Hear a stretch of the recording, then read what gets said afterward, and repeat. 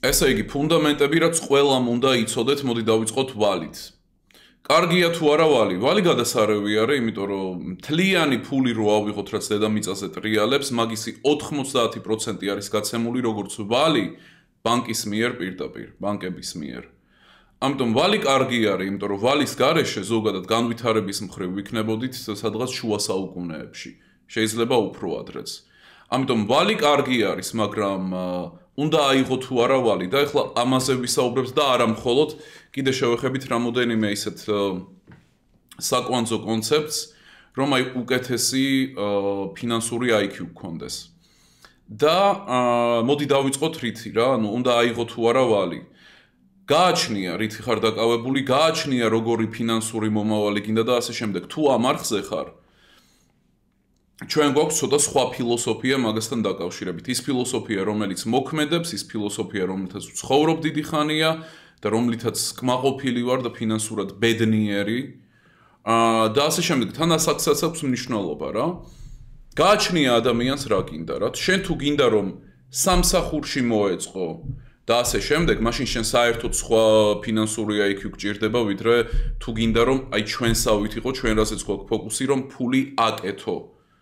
ძალიან უხეში ტერმინია, მაგრამ თუ გინდა რომ გქონდეს ფინანსური დამოუკიდებლობა და ასე შემდეგ, შენ უნდა დაიწყო ფულის კეთება და არა ის რომ, არ ვიცი, კარგი CV გქონდეს, რომ მოეწყო სამსახურში. ვინც სამსახურში ეწყობით, აიღე თვალები, რა პრობლემაა, სახლი, ბინა, რაც გინდათ. მაგრამ ვისაც გინდათ ფულის კეთება, ეხლა რა ხდება რა?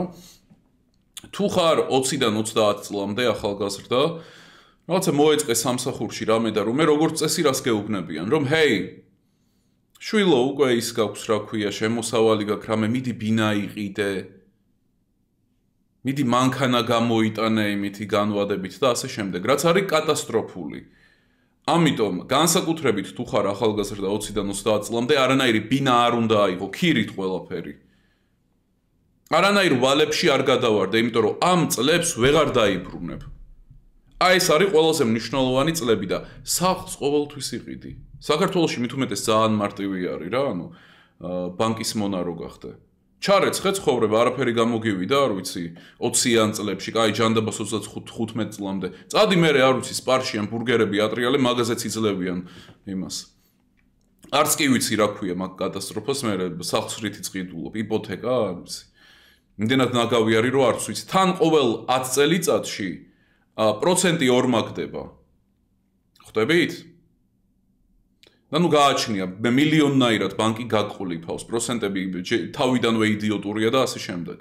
ამიტომ ჯობს რომ დაელოდო. ეს 20-იანი წლები და ნუ 30-ის რაღაც ნაწილი, ნუ გააჩნია ახლა ინდივიდუალურია, ჯობს რომ კონცენტრირდე ფულის კეთებაზე.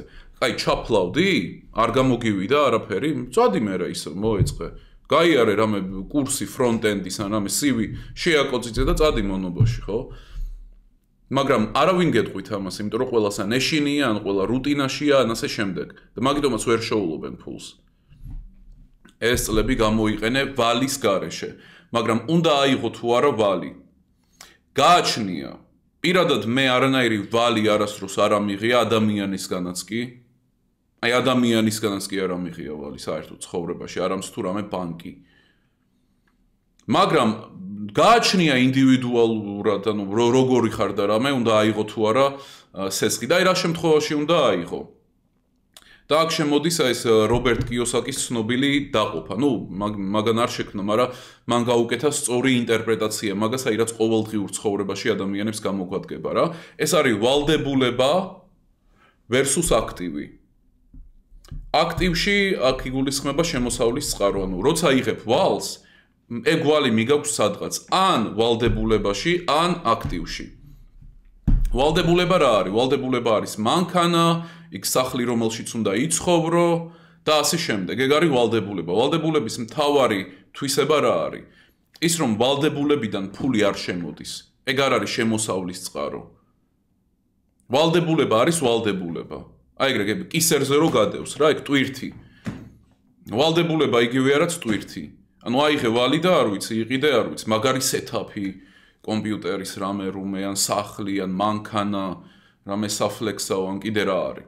ნუ მოკლედ ისეთი რამე, საიდანაც ფული არ შემოგდის.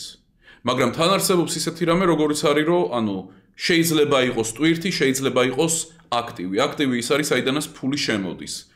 ან რაც ისეთი რამე არის, რაც ეგრევე შეგიძლია რომ არ ვიცი, გაყიდო მაგალითად და იმაზე მეტი ამოიღო, ვიდრე რაც ჩადე.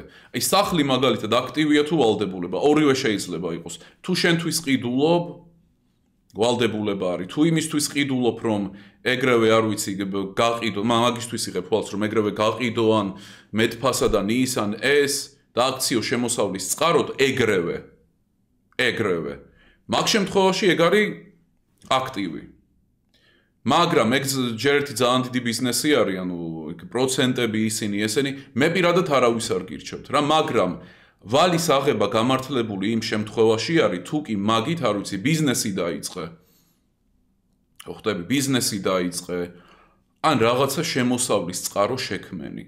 აი მაგ შემთხვევაში ვალის აღება გამართლებული არის.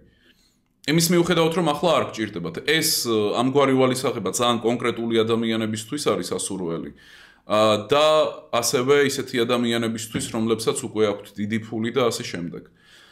ერთმა ადამიანმა თქვა ესეთი რამე რა, რომ თუ გაქვს ვალი 500 მილიონი ან მილიარდიო, ყველაფერი არის გადასარევადო, იდეალურ ცხოვრებას ცხოვრობ და ყველაფერი სწორად გააკეთეო. მაგრამ თუ გაქვს ვალი 200,000 დოლარიო, ან ნაკლები, მაშინ შენი ცხოვრება ტრაქში არისო. და ეგ სიმართლეა რა. აი თემას რო დაუბრუნდეთ, რომ ვალი ის არის, რაც კი პროგრესს ქმნის და რაზეც დგას ეკონომიკა რა, ფაქტობრივად. 90% ფულის, რომელიც ესე მიმოსვლაში არის, ეგ არის გაცემული როგორც ვალი ბანკების მიერ, ხო? შესაბამისად, ჭკვიანი ადამიანები ვალით ქმნიან შემოსავლის წყაროს.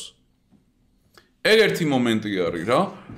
მერე კიდე ცნობილი მითი რა, რომლითაც გვაპანიკებენ, რომ ქირით ბინა ცუდია, მაგაში ფულს იხდი და მერე მაინც არ დაგრჩება. არა. შენ მარტო ქირაში არ იხდი რა, ფულს, შენ ფულს იმაში იხდი, რომ პირველ რიგში, არ ვიცი, ბეჭებზე არ გეწვას რამე, ტვირთი, რომ დამონებული არ იყო ლოკაციით ერთით, რომელსაც ვერ შეიცვლი და რო ყიდულობ სახლს, არ ვიცი, 10 წლით, დამონებული ხარ. ვერსად ვერ წახვალ, ვერაფერს ვერ იზამ, ხო? თუ ძალიან დიდარი არ ხარ და რამე. დამონებული ხარ ერთი ადგილით.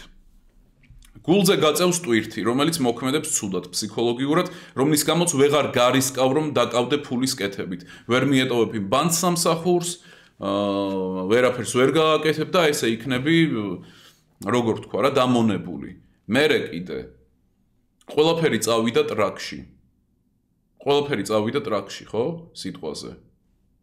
რა დაკარგე, არც ვერაფერი. ჩაალაგებ ყუთებში ნივთებს, ნაწილს გაგზავნი არ ვიცი ბებიასთან სოფელში, ცოტა ხნით დაბრუნდები დედასთან, მამასთან, რა ხდება, არც არაფერი.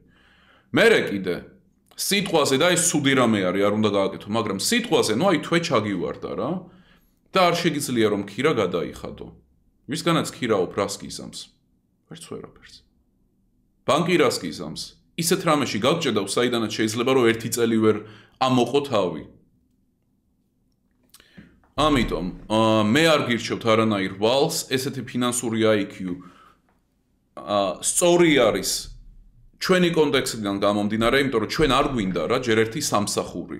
თუ მუშაობ და რამე ხო უნდა აიღო სახლი, რაც მალე მით უკეთესი, ხო უნდა აიღო ის მანქანა და რამე, ხო, ანუ თუ 9-დან 5 გინდა რომ იყო, მან სხვა IQ გჭირდება, ვიდრე ეს. ჩვენ აქ კონცენტრირებული ვართ რაზე? რომ გააკეთო ფული, რომ გქონდეს დიდი შემოსავალი. რომ გააკეთო ამდენი და მიიღო ამდენი, იმიტომ რომ ეს არის ერთადერთი, არ ვიცი, ხარისხიანი ფინანსური ცხოვრების ფორმულა. აკეთებ ამდენს, უნდა აიღო ამდენი. მაგრამ გარდა მაგისა, ფრილენსინგზეც არის აქ აქცენტი, იმიტომ რომ კი შეიძლება მოეწყო რამე კომპანიაში, სადაც გიხდიან, არ ვიცი, დიდ თანხას. მაგრამ არ ხარ თავისუფალი ლოკაციით, იმით, ამით, შენ თვითონ არ ადგენს საათებს, და მთელი ამბები. და ჩვენ მაქედანაც შიფტი გვაქვს აღებული ფრილენსინგზე. ფრილენსინგი რა არის? რომ შენი დროით მუშაობ, ფრილენსინგი მარტივად რომ ვთქვათ რა, ეს ცალკე ინტროდაქშენი საჭირდება ამას. ფრილენსინგი ის არის, რომ ნებისმიერი სკილი, რომელსაც შეიძლება დასაქმდესადმე, მაგ სკილით დამოუკიდებლად რომ მუშაობ.